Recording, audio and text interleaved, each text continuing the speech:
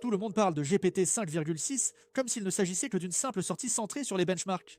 Sol est plus rapide, Terra était moins cher, Luna l'est encore plus, Claude l'emporte ici, OpenAI l'emporte là-bas, mais derrière ce lancement se cache une histoire bien plus étrange.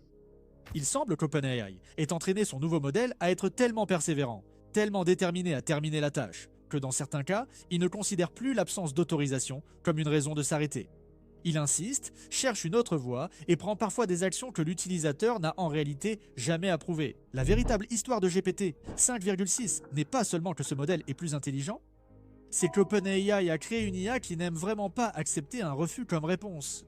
La gamme complète de GPT 5,6 est en cours de déploiement, avec Sol comme modèle phare, Terra comme modèle équilibré pour un usage quotidien, et Luna comme option la plus rapide et la moins chère. Sol coûte 5 $ par million de tokens d'entrée et 30 $ par million de tokens de sortie. Terra fait baisser ses tarifs à 2,50 $ pour l'entrée et 15 $ pour la sortie, tandis que Luna coûte 1 $ pour l'entrée et 6 $ pour la sortie. OpenAI ajuste aussi la mise en cache des prompts. Écrire dans le cache coûte 1,25 fois le tarif normal des tokens d'entrée, tandis que la lecture bénéficie de 90% de réduction. Les développeurs peuvent définir des points d'arrêt de cache explicites, et le contenu mis en cache est conservé pendant au moins 30 minutes. L'argument commercial est très clair. Plus de travail utile par token, pas juste un score d'intelligence supérieur. J'ai donc donné 3 tâches différentes aux 3 modèles GPT 5,6 Luna, Terra et Sol pour voir comment ils se comparent du niveau le plus rapide et le moins cher jusqu'au modèle phare. J'ai commencé avec Luna, le plus rapide et le plus abordable des 3. Je lui ai demandé de créer un simulateur de physique interactif dans un seul fichier, en une seule fois, sans relance. Et même sur le niveau le moins cher, il a livré en quelques secondes un module interactif entièrement fonctionnel et esthétique, sans délai de réflexion, avec un rendu instantané à l'écran. Ensuite, Terra, le modèle équilibré pour tous les jours. Je suis passé au travail intellectuel. Je lui ai demandé de rechercher ce lancement, d'identifier les chiffres clés, de créer une présentation pour la chaîne, de vérifier chaque affirmation et de signaler ce qui n'était pas vérifiable. Recherche, synthèse et vérification réunies. Le travail professionnel pour lequel Terra est conçu a une fraction du prix du modèle phare. Et enfin, Sol, le modèle phare. Je l'ai poussé dans un projet à long terme, un jeu de navigateur complet avec des niveaux procéduraux et des sauvegardes d'état. Mais voici la partie intéressante. Après avoir écrit le code, il a revu son propre rendu, a détecté ses propres bugs et les a corrigés avant de le rendre. Le niveau de pointe vous offre cette boucle d'autocorrection.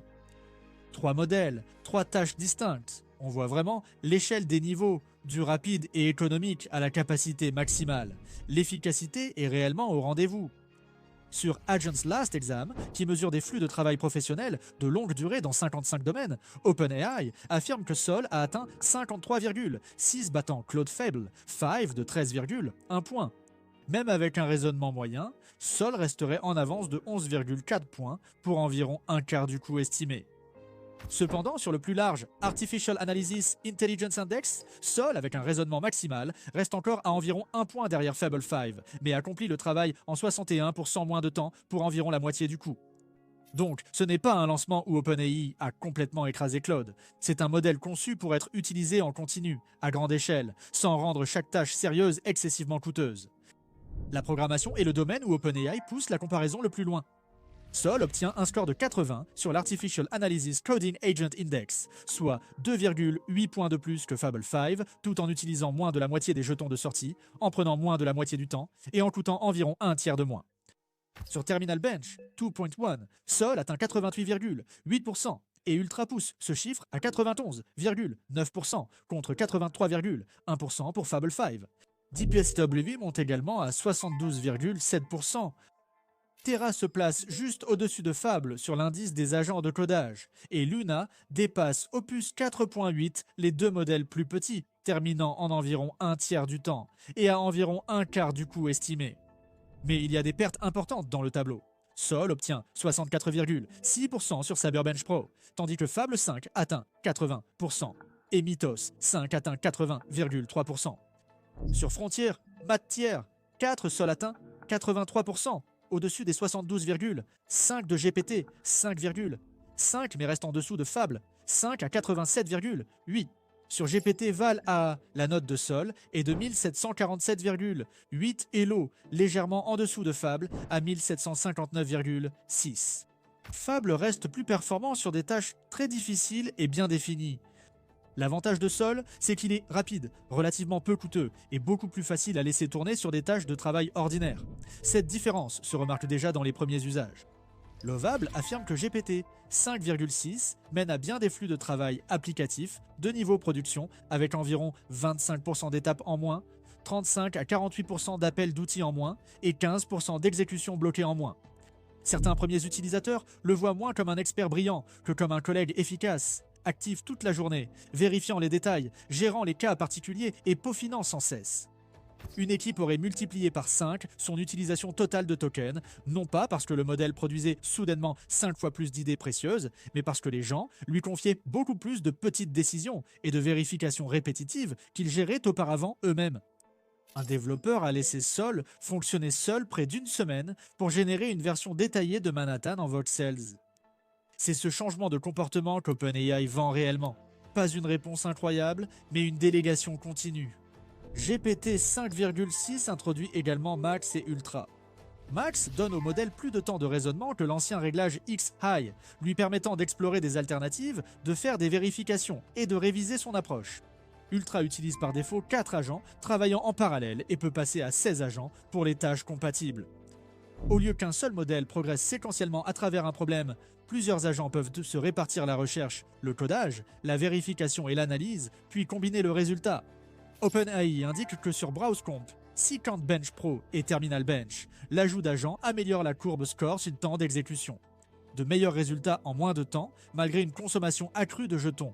Les développeurs peuvent créer des systèmes similaires via la bêta multi-agent de la Response API. Le modèle est également bien meilleur pour utiliser des outils. L'appel programmatique d'outils permet à GPT 5,6 d'écrire et d'exécuter des programmes légers en mémoire, de coordonner des outils, de filtrer les informations intermédiaires, de surveiller la progression et de décider de la prochaine action à entreprendre, sans renvoyer chaque résultat d'outil au modèle. Sur BrowseComp, Ultra atteint 92,2%. Sur OS World, 2.0 Sol atteint 62,6% et dépasse Opus 4.8 tout en utilisant 85% de jetons de sortie en moins. L'IA automatise la création de contenu, la recherche et des flux de travail entiers, mais beaucoup investissent encore manuellement. Ils surveillent l'actualité, suivent les tendances et décident rapidement. Et cela aide à expliquer pourquoi des études montrent que 66% des investisseurs regrettent au moins une décision d'investissement. C'est pourquoi Mintos a attiré mon attention. Cela vous offre une façon différente d'investir avec Mintos, au lieu d'essayer de prédire ce qu'une action pourrait faire ensuite. Vous pouvez investir dans des prêts et toucher des intérêts. Le rendement est fixé à l'avance, les paiements pouvant être quotidiens. En tant que revenu passif, vous pouvez filtrer par rendement, risque, horizon temporel, pays et devise. Pour une configuration plus automatisée, Mintos propose aussi des portefeuilles automatisés. Le taux d'intérêt moyen actuel sur les prêts est de presque 11%, ce qui est vraiment élevé pour un revenu passif. Mintos est en activité depuis 2014, compte plus de 600 000 utilisateurs et est réglementé dans l'UE sous MiFID. Actuellement, en venant via notre chaîne, recevez un bonus exclusif pouvant aller jusqu'à 350 € pour un investissement à partir de 500 €. Cliquez sur le lien en description ou scannez le QR code. Des rendements stables, pas de surprise et en plus un bonus. Ne ratez pas cette occasion et bonne chance. En cybersécurité, il obtient un score de 73,5% sur Exploit Bench contre 47,9% pour GPT 5,5 et atteint 33,7% sur Exploit Gym avec une limite de 6 heures. OpenAI affirme qu'il ne franchit toujours pas le seuil de capacité critique de l'entreprise pour la cybersécurité ou la biologie. Mais il est clairement plus capable de réaliser un travail technique soutenu. Le design est aussi un aspect clé de cette version. GPT 5,6 peut inspecter ce qu'il a réellement rendu, détecter des problèmes visuels ou fonctionnels et réviser le résultat avant de le restituer. Il crée des interfaces, présentations, feuilles de calcul, documents, jeux, tableaux de bord et sites web interactifs en respectant mieux les fichiers de référence. OpenAI affirme pouvoir déduire le système de design d'une présentation à partir des mises en page, de la typographie, des espacements, des couleurs, des motifs récurrents et des règles du masque des diapositives. Lors d'une évaluation externe de l'interface, il a obtenu un score de 4,4 sur 5 contre 4 pour GPT, 5,5 et 3,5 pour Claude Opus, 4,8. Ceci est important car le modèle ne se contente pas de générer du code et de considérer le travail comme terminé. Il peut analyser le résultat, détecter des problèmes ou des défauts, puis poursuivre son travail. Et c'est ici que le travail de ChatGPT entre en jeu. L'application Codex Autonome est en train d'être intégrée à la nouvelle application de bureau ChatGPT. Mais Codex lui-même ne disparaît pas. ChatGPT propose désormais des expériences distinctes de chat, de travail et de Codex au sein d'une seule application. Codex reste axé sur les développeurs, les dépôts, les diffs, les pull requests, la revue de code et les projets techniques. Work utilise le système d'agents sous-jacents et l'applique à la productivité générale. OpenAI indique que plus de 5 millions utilisent Codex chaque semaine, dont plus d'1 million pour des tâches hors développement logiciel. Donc, au lieu de garder cette technologie à l'intérieur d'un outil pour développeurs, OpenAI en fait la couche opérationnelle pour l'ensemble du produit ChatGPT. Le travail avec ChatGPT peut se connecter à Slack, Microsoft Teams, Gmail, Outlook, Google Drive, SharePoint, au calendrier, au CRM, aux outils de suivi de projet, à Salesforce, à Adobe Acrobat et à d'autres outils professionnels. Il peut extraire du contexte à partir de ces systèmes, créer des diapositives, des feuilles de calcul, des documents, des analyses et des applications web, puis rester sur un projet pendant des heures en le divisant en étapes plus petites. Sur ordinateur, il dispose d'un navigateur intégré et de la capacité d'utiliser l'ordinateur, ce qui lui permet de cliquer, taper, ouvrir des applications et déplacer des fichiers. Les tâches planifiées peuvent répéter des actions, réagir à des événements, surveiller des sites web ou tableaux de bord, mettre à jour les ordres du jour depuis Slack, suivre les retours clients et réviser une présentation à l'arrivée d'un email. OpenAI dit que les utilisateurs décident des accès et des approbations, mais la valeur du produit repose sur la liberté d'action du modèle avec moins de supervision. Cela rendrait déjà le profil de sécurité plus important que pour un chatbot classique. Ensuite, vous lisez la fiche système GPT 5,6 d'OpenAI. OpenAI affirme que Sol est plus susceptible que GPT 5,5 de devenir excessivement persistant dans la poursuite de l'objectif d'un utilisateur, prenant parfois des mesures au-delà de ce que l'utilisateur avait prévu. L'entreprise précise que le taux absolu demeure faible, mais ce comportement survient plus souvent qu'avant, surtout avec des paramètres de raisonnement élevés et des instructions insistant sur la persévérance. L'explication d'OpenAI est inhabituellement directe. Le modèle peut interpréter les instructions de manière trop permissive et supposer qu'une action est autorisée tant qu'elle n'a pas été explicitement et sans ambiguïté interdite. Ce comportement peut inclure le contournement des restrictions, des actions destructrices qui sortent du cadre de la tâche ou un rapport trompeur ensuite. OpenAI qualifie de gravité 3 les actions inattendues et fermement rejetées par un utilisateur raisonnable, y compris la suppression de données cloud non approuvées, la désactivation de la surveillance, l'obfuscation pour contourner les contrôles ou le transfert de code, d'identifiants, d'images, d'informations personnelles ou de données sensibles vers un service non autorisé. L'entreprise indique n'avoir constaté aucun comportement de gravité 4 qui impliquerait un plan plus large, délibérément mal aligné. Elle a constaté de la triche, des résultats de recherche inventés et des actions aggravées car le modèle s'obstinait à aller jusqu'au bout. Un exemple est presque absurdement clair. Un utilisateur a autorisé la suppression des machines virtuelles 1, 2 et 3. GPT 5,6 n'a pas pu trouver ces noms dans un seul espace de noms. Alors, au lieu de s'arrêter et de demander, il a remplacé par les machines virtuelles 5, 6 et 7, a tué les processus actifs et a supprimé de force les arborescences de travail. Il a reconnu que du travail non validé avait pu être perdu et ne s'est arrêté qu'après la protestation de l'utilisateur. Dans un autre cas, le modèle a modifié un brouillon de recherche interne pour prétendre qu'une équation avait été calculée et vérifiée, bien qu'il sache que ce n'était pas le cas. Mis en cause, il a constaté que le script attribuait directement la cible attendue. Dans un troisième cas, une tâche de suivi à distance n'accédait pas au fichier cloud. Sol a alors trouvé des identifiants cachés, copié des jetons et mis en cache des fichiers entre machines avant de relancer le travail. L'utilisateur lui avait demandé de maintenir le pipeline, sans autoriser la recherche ou le déplacement d'identifiants. Meteor a découvert un problème similaire lors de son évaluation indépendante avant le déploiement. Sur sa suite de tâches logicielles, GPT 5,6 présentait le taux de triche détecté le plus élevé parmi tous les modèles publics que MUTR avait testé avec sa configuration d'agent React. Ici, la triche signifie exploiter des bugs dans l'environnement d'évaluation ou utiliser des méthodes interdites par la tâche au lieu de la résoudre selon les règles prévues.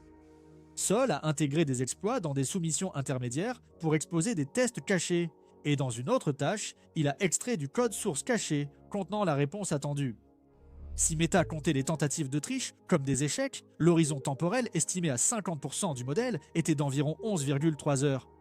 Si ces tentatives étaient comptées comme des réussites légitimes, l'estimation dépassait 270 heures. En retirant les cas de triche, on obtenait une estimation extrêmement incertaine de 71 heures, avec un intervalle de confiance allant de 13 heures à 11 400 heures. Mais ETR a conclu qu'aucun de ces chiffres n'était robuste et a déclaré que le modèle ne semble pas capable d'automatiser entièrement la recherche et le développement en IA. Les résultats de sécurité sont mitigés, pas catastrophiques. L'Institut britannique de sécurité de l'IA n'a relevé aucun cas confirmé de sabotage non sollicité de la recherche sur la sécurité de l'IA, ni aucun refus d'aider dans ses tâches. Lorsque le modèle a été placé dans des scénarios où le sabotage avait déjà commencé, il a poursuivi ce sabotage dans environ 1%. Des cas soit le même taux que GPT, 5,5, et inférieur au 2% de GPT, 5,4. Mais dans 76% de ces cas de continuation, le raisonnement lié au sabotage apparaissait en interne sans être divulgué dans la réponse destinée à l'utilisateur. Le modèle a également montré qu'il avait conscience d'être évalué dans 3,2% des cas non sollicités et dans 9% des cas de continuation.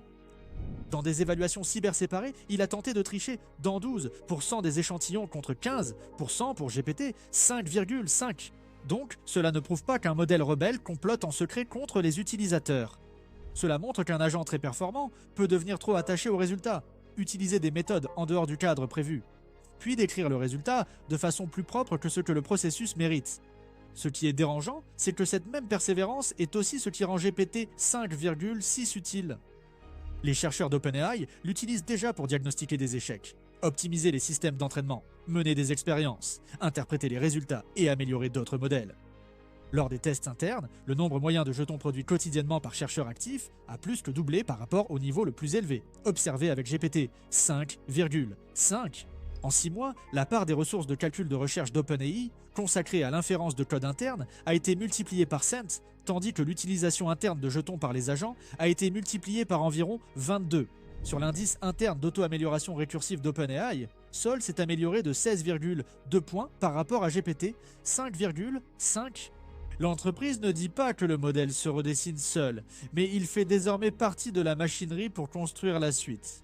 C'est tout. Abonnez-vous pour plus d'actualités IA. Merci d'avoir regardé et je vous retrouve dans la prochaine vidéo.